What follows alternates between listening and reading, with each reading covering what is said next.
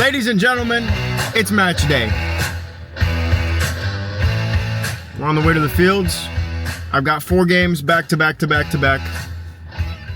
And I'm going to run you guys quickly through what the pre-game day protocol looks like. Okay, so right now I'm on the way to the fields. I'm going to get there an hour and 10-ish minutes before the first match. Just pop in, see what's going on, you know? And then we're going to get to it. First game's at 12 to 1:30. Next game starts at 1:30. Next game starts at 3. Last game starts at 4:30.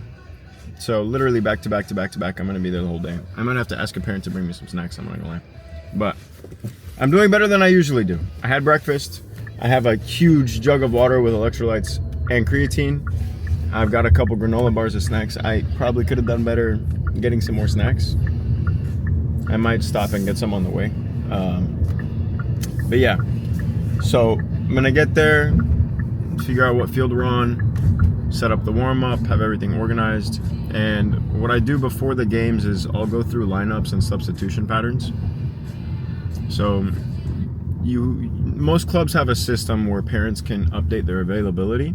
So at the beginning of the week, hopefully all the parents have their availability updated for the games, and then you can see which players are available for the match, which players aren't. And then from there, create your roster for the games. You create your starting lineup based on performances in training, performances across the season, attitude,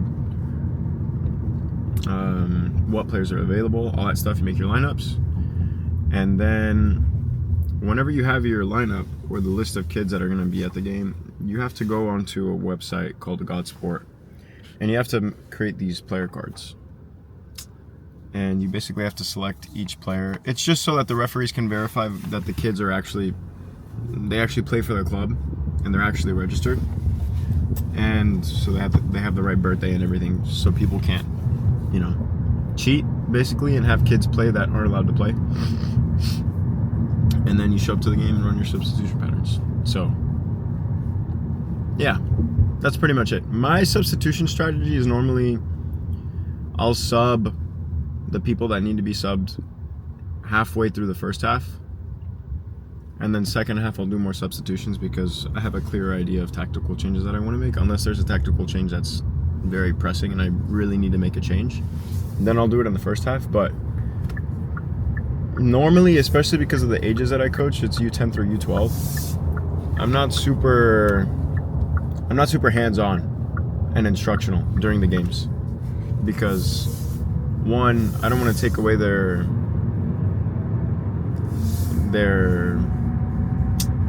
I don't want to take away the ability that they have to make decisions. They need to be able to make decisions, and if I'm constantly on top of them, I just don't think it's good for them long term in terms of their development.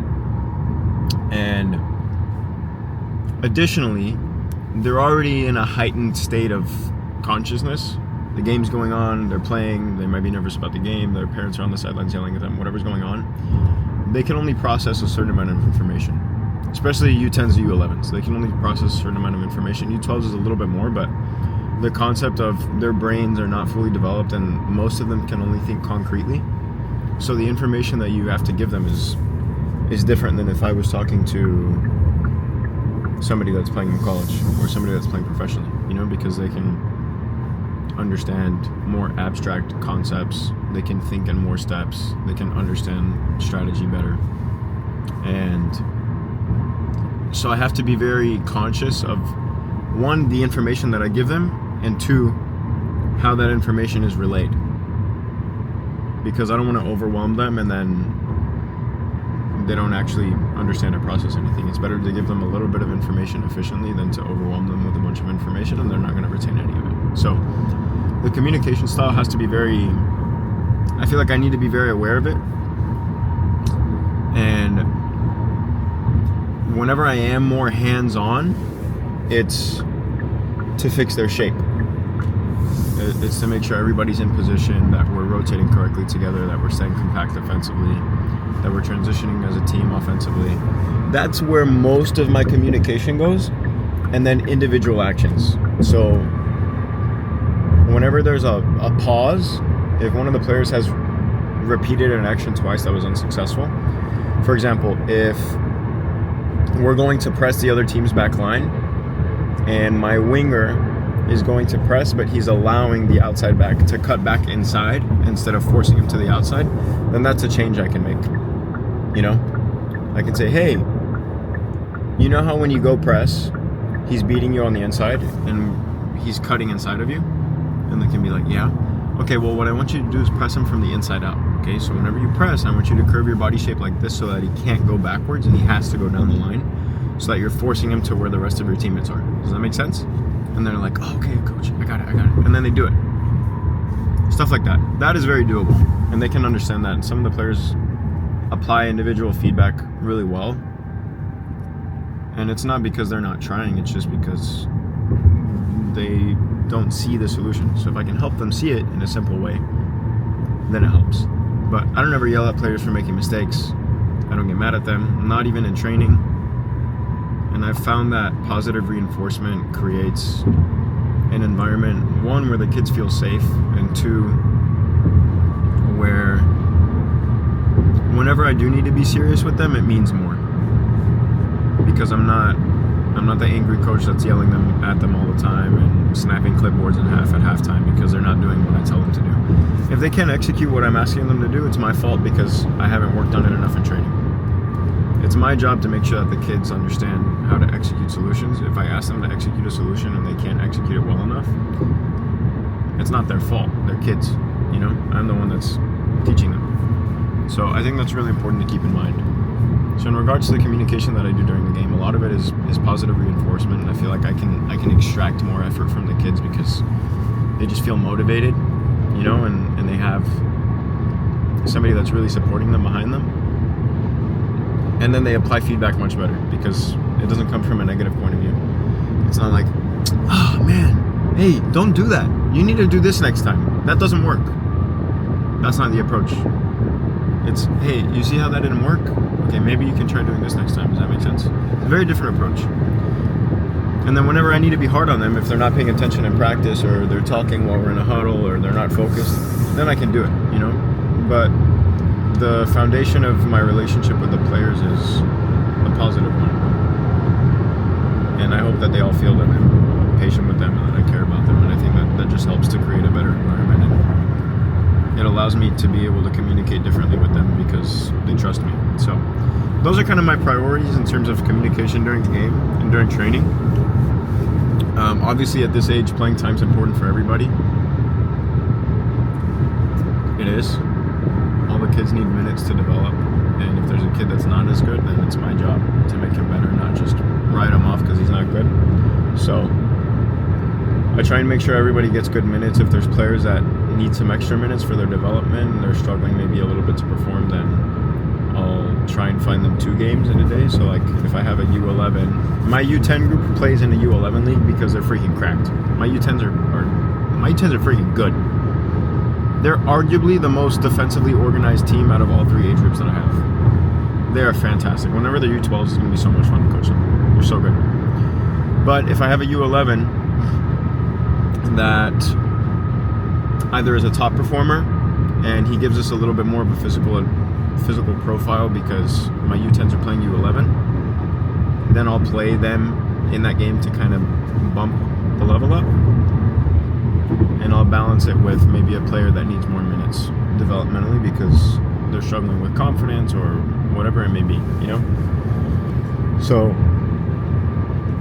yeah, just kind of some stuff to keep in mind as a coach. Even if you don't want to be a coach, I think getting an insight as to what it's like on the other side is valuable. It helps you see things from a different point of view, even if that's not what you do currently, even if it's not what you want to do. I think it's interesting to hear about. And yeah, club soccer in the US is interesting, especially after going to Spain and seeing what it's like there. It's very interesting in terms of the dynamic between coach, player, and parent. I feel like parents are very involved here, whereas in other countries, at least European and South American countries, are not as involved. Like, they don't get to they don't get to talk to their kids during training. They don't get to walk over and tell their kids something in the middle of a game. The parents are very involved here, and I understand that part of that is because of the money that they pay, but it's very different than in other countries.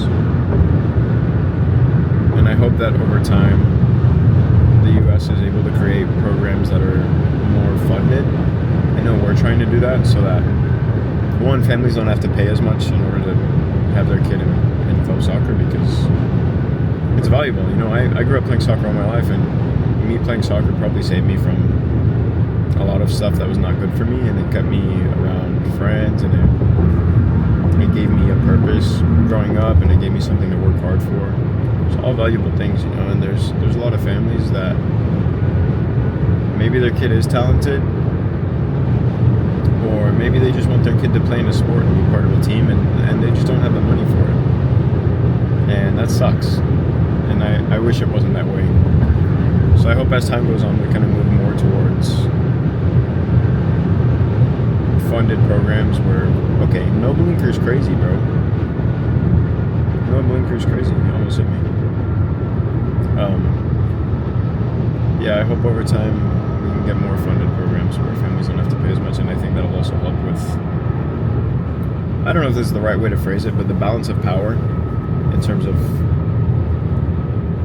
how much of a say parents have and stuff.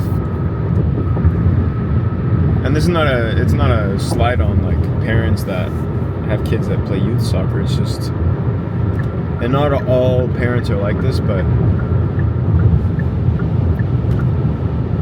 there's not so much in the place that I coach at, but in other locations or in other clubs, you hear stories that is like, dude, they should definitely not be doing that, you know? And I feel like sometimes here it's seen as, club soccer is seen as a status thing, you know? So if their kid isn't on the first team, it's like, what are the other parents that I'm friends with gonna think? What are, you know, my kid should be the best. He should be on the best team. No. If your kid is not ready to play at a certain level developmentally, the thing for him that is best, developmentally what is best for him is not to play on the first team, because he's going to struggle in confidence. He's not going to get enough positive actions, and the ratio of struggle to success is not going to be there.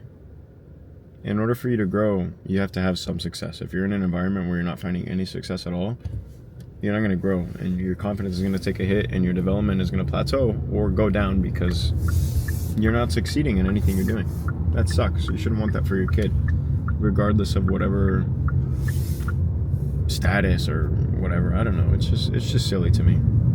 If you're really thinking about your kid first, then you don't care about that. You just want what's best for him. And sometimes I feel like parents don't really think logically in terms of what's best for their kids. And I'm not saying the parents are always wrong. You know, parents see things from a very valuable and different point of view too. And I'm not talking about any specific parent that I can think of. I'm just saying from stories that I've heard in other clubs or in other places. I haven't really had this problem, to be honest, but there's a lot of parents that view it as a status thing. So it's like a hit to their ego whenever their kid isn't on the best team, which is not good. I am trying to find...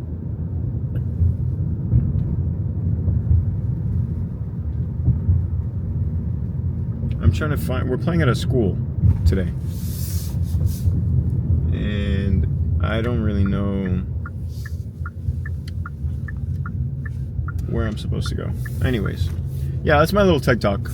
Club soccer is interesting in the United States, but this job is a lot of fun. I love working with the kids. It's great. It's great. So much fun, honestly. And it's a lot of work. There's a lot of stuff that goes on behind the scenes with, like, I don't know, a lot. Just player evaluations, communication with parents is constant. Thinking about development plans for kids. So there's a lot that goes on. It's not just like you show up and you coach a game, at least not for the club I work for, because, you know, we do a really good job as a club, and we take things seriously, and we take player development very seriously. So there's a lot that goes into it, but yeah, hopefully this gives some insight as to what the life of a coach is like, what goes on behind the scenes. And yeah, I need to find this field. Not 100% sure where it's at. So I'm gonna cut the video here, and then maybe I'll record a little bit on the sidelines. I don't know. I don't really want to have my camera out around the kids because they get distracted and stuff, but we'll see. I will update you guys post game.